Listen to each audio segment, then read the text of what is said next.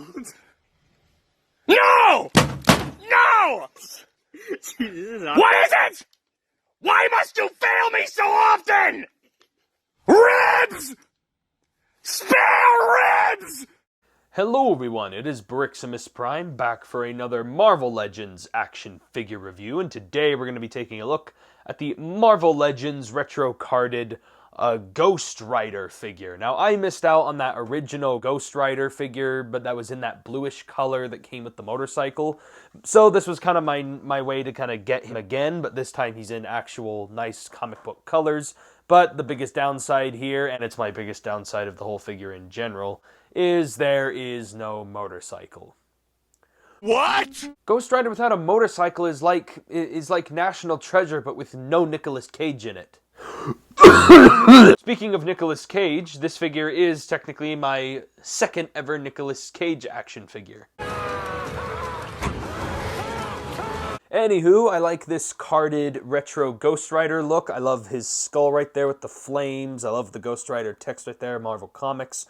Why is there an image of the motorcycle right there? That just feels like it's pouring salt in the wound, isn't it? Flame chain! And on the back of it, it's just got some demonstrations of the figure and some nice comic art right there. Wielding supernatural abilities and weapons from the back of his flaming motorcycle, which he doesn't have. Ghostrider roams the mortal world as the spirit of vengeance. If only he had his motorcycle, though. And yeah, here's all of the accessories included with Ghostrider, which it actually is a fair amount of accessories. Guess they're trying to compensate for, you know, no motorcycle. But overall, I do love a lot of the accessories here. First of all, I guess we'll start with the new one. There's this brand new accessory of this Johnny Blaze transformation head, where he's like halfway transforming to Ghostrider. I guess they really took Blaze and Johnny Blaze a little too seriously, am I right? Anywho, moving on, he does have his regular Ghostrider skull head here, and overall I really like it. I love the orange transparent, I love the orange transferring to red transparent plastic here, though I do feel like it was a missed opportunity here. They should have made it go into the skull a little bit more to give him light piping like on Transformers figures. Also, I love how we'll go over the articulation more later, but I love how he comes with this articulated jaw. Rattle 'em, boys! I really wish my Skeletor figures had this feature. Yo, nitwit. And then he comes with his flaming chain, which is done in this clear plastic, but it's got this part kind of painted up in silver, so it looks like it's kind of transferring into flame. I like how it looks, even though it's an accessory that's been around for a while. As for his hands, he comes with this pair of black gloved trigger finger hands. He also comes with this one grabby hand and open hand of these like flaming skeleton hands, which I actually think look really good. I actually have a hard time deciding which hands I actually like more. Do I like the gloved ones or the ungloved ones? And then he does also come with these like arm flame effect things that go on his forearms, and we've seen these many times before. We've seen them included with like all kinds of X-Men figures and Doctor Stranges, and like they've been all over the place. But this is one of my first times actually having them here in this particular color, so I do appreciate having him at least here for Ghostrider, especially since I feel like he needs more flame effects since he doesn't have his motorcycle. I mean, I guess as a placeholder for now, I can give him the motorcycle that came with that Marvel Legends Deluxe Punisher, but it still just isn't quite the same. I mean, it does give him something to ride on, but it's just not the same. Ghostrider without a motorcycle is like a Thor without a hammer, or a Spider-Man without life problems. And here's taking a look at some of those up-close details on Ghostrider. Again, even though I did just mention about it when I was looking at the head sculpts, I still really love the orange plastic they used here and how it fades into the red.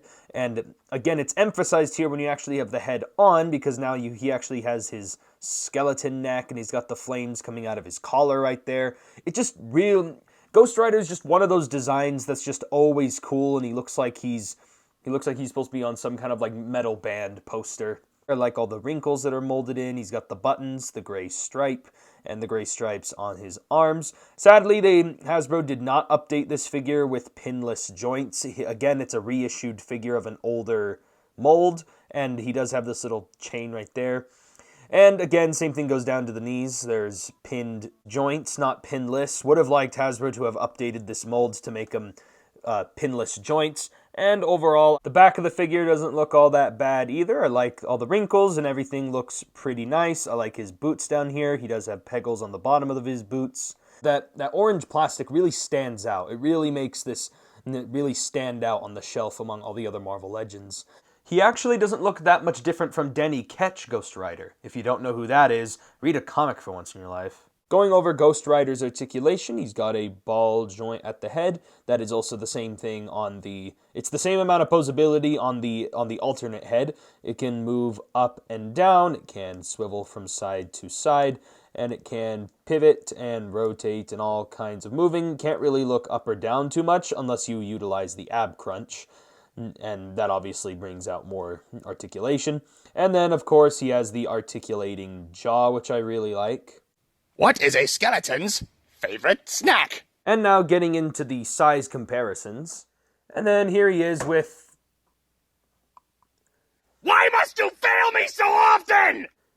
And then here he is compared next to the last Ghost Rider figure I took a look at, the Cosmic Ghost Rider, who actually came with their motorcycle, by the way. And then here he is with my other Marvel Legends Nicolas Cage figure, the Spider-Man Noir from Into the Spider-Verse.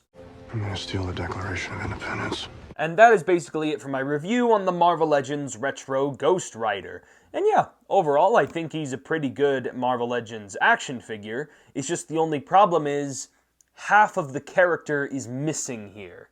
Half of the entire character is called Ghost and Rider. The Rider half here I feel like is completely missing, because even if it's not a motorcycle, there's a Ghost Rider that rides a horse, there's a Ghost Rider that drives a car, there's one that drives a giant space thing. But like the point is, this guy is supposed to be the one that drives the motorcycle, and yet the motorcycle is not present throughout this entire figure, throughout this entire thing. I feel like it's a little weird that we got a motorcycle with Punisher who doesn't use one as often as Ghost Rider does, and yet Ghost Rider didn't come with one. But complaints about the motorcycle set aside, I do have to admit, I do like how this character came out. I do love how the Ghost Rider figure itself looks and how it feels. The paint scheme and all the orange plastic looks great. I just can't help but feel like the motorcycle just adds so much to the character. So if I'm giving a rating to this figure just as it is, as Ghost Rider, I give it a solid 8 out of 10.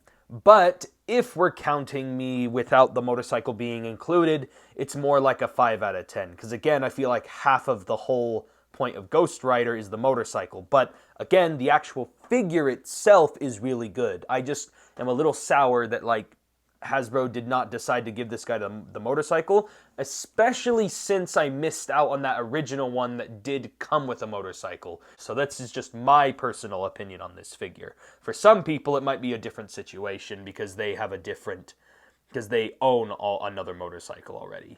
And overall, that's basically it for this review. So if you guys enjoyed the review, or if you guys at least agreed with me, or leave a like on the video. If you guys didn't agree or whatever, share your opinion down in the comments. What do you guys think? So anyway, that is basically it for this review. I thank y'all for watching. This has been Briximus Prime. Subscribe, comment, and all that stuff. So I'll catch you guys next time.